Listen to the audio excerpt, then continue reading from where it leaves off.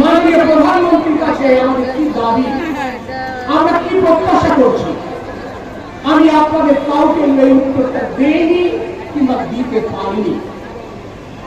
দাবি উপস্থাপনের জায়গায় পারিনি।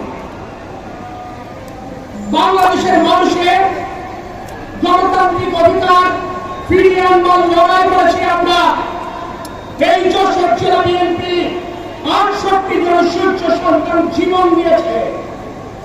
আমার হাজার হাজার সহকর্মী বারংবার মিথ্যা মামলায় জড়িয়ে জেলে গেছে। সারা বাংলাদেশে যখন মাত্র কয়েকটি ইউনিট রাজপথ আটকে ধরে রাখতে পেরেছে, তার মধ্যে যশোর ছিলেন অন্যতম। কিন্তু নির্বাচন ভাষায় আমরা আশাবাদী ফল প্রদান করতে পারি। তাই মাননীয় প্রধানমন্ত্রীর কাছে আজ কোন দাবি নয়, কিন্তু যশোরের সন্তান হিসেবে যশোরের প্রয়োজনগুলো আমি ওনার সামনে বিনয়ের সাথে তুলে ধরতে চাই। বিগত 19 বছর যাবৎ ফ্যাসিস্ট সরকার এবং পরবর্তী অন্তর্বর্তীকালীন সরকারের জামানায় যশোরের গ্রামীণ অবকাঠামোর কোনো উন্নয়ন হয়নি। পাকা রাস্তা থেকে যদি গ্রামের কোন একটি রাস্তায় কয়েক কদম হেঁটে যাওয়া হয়, সেই রাস্তা চলাচলের অনুপযোগী হয়ে গেছে। যশোর পৌরসভা, যে পৌরসভা আমি জন্মগ্রহণ করেছি, যে পৌরসভা আমি বড় হয়েছি, পড়ালেখা করেছি, সেই পৌরসভা কোনদিন পানির নিচে তলিয়ে যাবে এটি কোনদিন ভাববার সুযোগ হয়নি। অথচ আজ অল্প বৃষ্টিতে এই যশোর পৌরসভার বিস্তীর্ণ এলাকা জলবদ্ধতায় নিমজ্জিত হয়ে গেছে। আমার কলিরামপুর, আমার কেশবপুর, আমার অভয়নগর এবং আমার সদরের কিছু এলাকা দীর্ঘ সময় ভবদায় জলবদ্ধতায় কষ্ট পায়। হাজার হাজার হেক্টর জমির ফসল হানি হয়, স্বাভাবিক জীবন যাপন থেকে তারা বঞ্চিত হয়।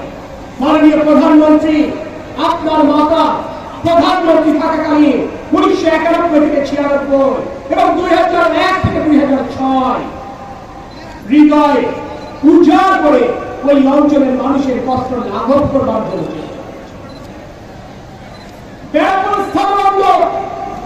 সর্ববৃহৎ স্থলবন্দর, সবচাইতে বেশি রাজস্ব এখান থেকে আমরা দেই সরকারকে, কিন্তু কাঙ্ক্ষিত উন্নয়নের ছোঁয়া আজও বেনাপোল স্থলবন্দরে লাগেনি।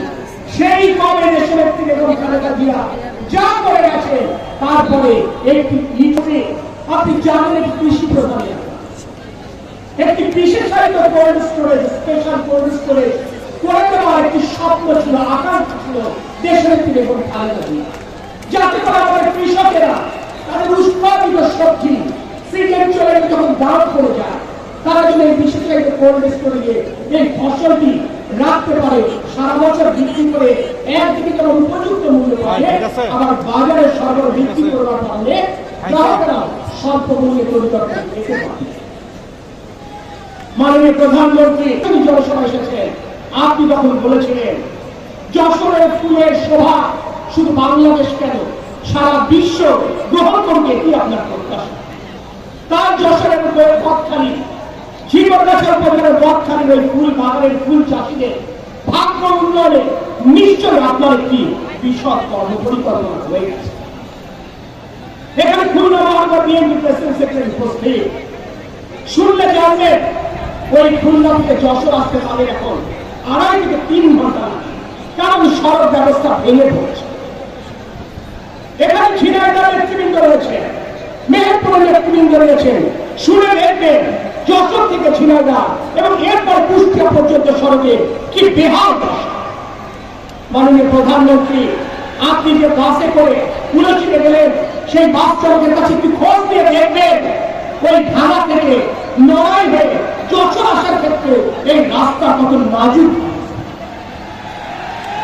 আমরা যশোরের মানুষ প্রকৃতি পরায়ণ, আমরা যশোরের মানুষ সৌজন্য এবং শিক্ষাচারে বিশ্বাস।